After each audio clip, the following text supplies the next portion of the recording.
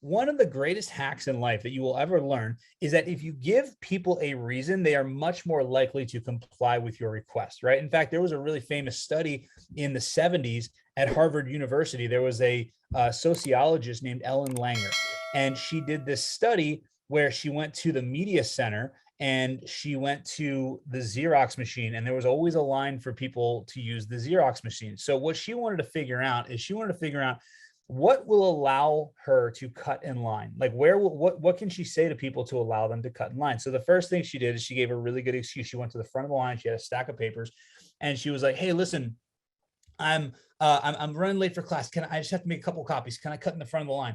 And like 90 something, 93, 94% of the time, she was allowed to cut to the front of the line because she had a really good excuse, right? Because she was running late for class. So then she said, okay, I'm going to try kind of like a little bit of a weaker excuse, right? So then she went to the front of the line. She's like, hey, I just need to make some copies. Can I jump to the front of the line?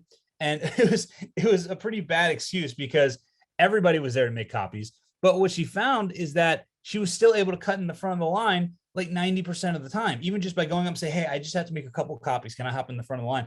And people still allowed her to skip, right? So she was thinking, okay, that's really weird. People must just be kind of nice. So then she went later and she just asked, hey, can I skip to the front of the line? Like she didn't give a reason at all, right? And she said, hey, can I skip to the front of the line? And she was only able to skip to the front of the line 60% of the time when she didn't give a reason, right? So whether she gave a really strong reason or a really weak reason, she was still able to skip to the front of the line 90+% of the time. However, when she didn't give a reason, she was only allowed to cut to the front of the line 60% of the time, right? So that's actually a really good lesson also, that most of the time, even if you just ask, you'll get something. But if you actually want somebody, if you give somebody a reason, they're much more likely to comply with your request, right? So that's really, really important, right? So another thing is that, and we actually saw when I was interviewing an attorney named Jim Hacking for my book, for my 5-star attorney book, he told this story about how he was able to get 200 reviews in a single weekend, right? And what he did is he sent out an email, and what was happening is there's another attorney named John Fisher. John Fisher has a mastermind for attorneys, and John Fisher, they had this contest going on where they were trying to see who could get the most reviews, within like a 2-week period or something like that, right? So Jim sent an email out to his list, and he's an immigration attorney. He has a couple thousand people on his list. He sent an email out to his list and said, hey, listen, I'm trying to win a contest to see who can get the most reviews. Would you mind leaving me a review real quick? And he ended up getting like 200 reviews in like a couple days, right? It was pretty nuts, right? So John Fisher saw that happened, and he tried to do the same thing. So he sent an email out, and he said, hey, would you mind leaving me? He sent an email to his list too. It was probably almost as big, probably a couple thousand people on it. It was like, hey, would you mind leaving me a review? And John only got like a handful of reviews, maybe like 2 or 3 reviews. He didn't get anything near what Jim got. So I was talking to John about this because I interviewed John for a 5-star attorney as well. And I asked John, I was like, did you give them a reason that they needed the review? And he's like, come to think of it, I didn't. Because what Jim said is, I'm trying to win a contest. Would you please leave me a review? John didn't give a reason. He just said, hey, would you please leave me a review? And the difference was it was a difference of like 200 reviews, right? So that just proves right there that if you want somebody to comply with your request, make sure that you actually give them a reason. Now, John went on, after I interviewed him, he actually went on to get about 500 more reviews last year in 2020. So I interviewed him really at the end of 2020. And then in 2021, I believe he got over 500 reviews. There's a concept called streaking. Now, streaking is not where you take your clothes off and run around naked. We're talking about creating a streak, right? So what John Fisher did is he does this thing called streaking, and it's really, really cool. And basically what he does is he makes it so that every single day he takes an action. He doesn't miss a single day. That's the streak, right? So you've heard like baseball players on a hitting streak where they've gotten to hit every game for 20 games or something like that, right? Well, that's what he did. So basically what he did is he said, every day in the year 2021, I am going to send at least one review request, right? I'm going to send at least one review request to somebody, right? Now, some days he only sends one. Some days he sends 5, 10, 15 review requests, right? But every single day he has to send at least one. And the result is by October, so 10 months later, he ended up with like, by December, he had 500 reviews. Now, I talked to him at some point I think I talked to him in October. In October, he had 300 some odd reviews, right? So, and I thought that was absolutely amazing. And I asked him, I was like, so you got 300 reviews. How many requests did you send out? So what he told me is that he sent over 900 requests, right? So basically what that means is that for every 3 requests that he sent, 2 of them did not leave him a review, right? So every 3 requests he sent, 2 did not leave a review, but he sent so many requests that he was still able to get 300 reviews. And by the end of it, he ended up getting 500 reviews, right? Now, a lot of you are probably thinking, well, I'm in a difficult niche and people don't want to leave reviews. Well, what's interesting is that there's a lot of lawyers that are in difficult niches where it's kind of embarrassing for the clients and they don't want to leave reviews. But the reality is that's not an excuse for you not to get reviews. You have to figure out how to get reviews. It's never a lack of resources. It's a lack of resourcefulness. We had a client who was a criminal defense attorney in Portland. And he still is a criminal defense attorney in Portland. And he was a fantastic attorney, but he only dealt with sex crimes, right? So nobody wants to go on Google and publicly thank their criminal defense attorney for getting those pesky sexual assault charges dropped. They just don't want to do it, right? Maybe people don't want to thank their divorce attorney. Maybe people don't want to share about their bankruptcy or whatever the issue is, right? Most of the time when you go to an attorney, it's usually not good news, right? But your competitors have reviews. So you have to get reviews. There's no option. You have to do it, right? So you have to get creative, right?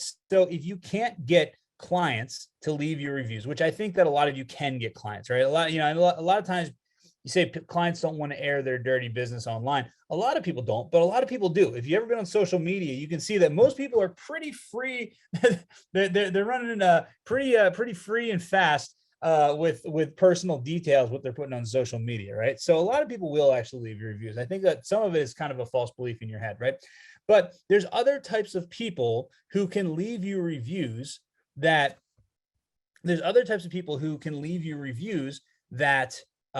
maybe you haven't thought of, right? So there's a big group of people that I call that you can get character reviews from. So friends, family, colleagues, vendors, charitable organizations that you donate to, right? You can get people to leave you reviews that say, Bill Smith is a fantastic attorney. And if I was ever arrested, he is the first person that I would call. He's knowledgeable. He cares about his clients and he knows the law. You can get people to write reviews like that. We had a client up in Evansville, Indiana. They're a personal injury attorney. And for years, they were just absolutely crushing it on Google. And the reason why is because they were in the Google 3-pack. They're a personal injury attorney. They're in the Google 3-pack. They were number 1 in the Google 3-pack. And they had the highest number of reviews in the Google 3-pack. And I'm going to tell you why that's important in a minute, right? But they were just getting tons and tons and tons and tons of calls. And then one day their phones stopped ringing and their phone calls dropped dramatically. And we looked and another law firm had popped up and our client had about 50 reviews. And this other law firm that popped up now had like 150 reviews. And I started looking at the reviews and they were all character reviews. None of them were client reviews. It was all, oh yeah, so-and-so is a great attorney. If I was ever in a car accident, they're the first person I would call, blah, blah, blah, right? So what happened was they got complacent and they stopped getting reviews. And this other law firm came out of nowhere and the other law firm came out of nowhere and they got character reviews. It wasn't even client reviews, right? Now, that brings me up a point. That brings up another point. If you're in the Google 3-pack, right? The Google 3-pack, which is where phone calls come from. That's where phone calls come from. You have to have the highest number of reviews. Like that needs to be your mission. Getting the most reviews has to be your number 1 focus, right? Because what we have found is that once you're in the Google 3-pack, it doesn't matter if you're number 1, number 2, or number 3. It always goes to the law firm that has the highest number of of reviews, right? And the reason why, if you think about it, is that human beings want to sort. We need a sorting system. Like logically, we have to figure out a way to sort things, right? So what happens? Someone goes and they search family law attorney, or they search divorce attorney, right? So now they're staring at a list of 3 different attorneys, 3 different law firms that they could possibly choose. Now, if they knew who you were, they would not have searched family law attorney, or they would not have searched divorce attorney. They would have just searched so-and-so attorney, and they would have just called you, right? But that's not the case. So now they're looking at a list of 3 law firms, and assuming that all 3 law firms have relatively the same star rating, meaning 4.5 stars or more, then the next thing they look at is they look at the quantity of reviews, right? So if you have 5 reviews, the next firm has 10 reviews, and then the third firm has 15 reviews, the third firm is the one that's going to get the phone calls. And we actually proved this a couple times. Actually, the client in Evansville, Indiana, we proved this with. But the first time we discovered this was with a bankruptcy law firm out of Chicago. They were ranking in the Google 3-pack for like every possible bankruptcy term you could dream of if you're a bankruptcy lawyer in Chicago. So they were ranking for Chapter 7, Chapter 11, Chapter 13, foreclosure, mortgage defense, like every possible Chicago bankruptcy attorney keyword you could dream of, but they weren't getting that many calls. It was kind of up and down and up and down and up and down. And I was looking at their reviews one day.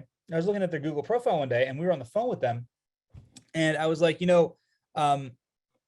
guys only have 5 reviews, and the other 2 law firms in the maps have 10 reviews and 15 reviews respectively. So I think, I'm not sure about this, but I believe that if you went on and you got 20 reviews and ended up with 25 reviews, that would give you the highest number of reviews in the Google 3-pack. And by doing that, I think you'll get more phone calls, right? Now, they actually did it. So this was like a Wednesday or a Thursday. They actually, by the next Monday, they had actually gotten 20 reviews, and now they had 25 reviews. So now they went from having the lowest number of reviews to the highest number of reviews in the Google 3-pack for all of these bankruptcy terms, that a bankruptcy attorney in Chicago could dream of. And the next week was the busiest week in the history of their law firm, and nothing changed. The only thing that changed was they went from having the fewest number of reviews to the highest number of reviews. Reviews are that important, right? They're so important that once you're in the Google 3-pack, you've got to have the highest number of reviews.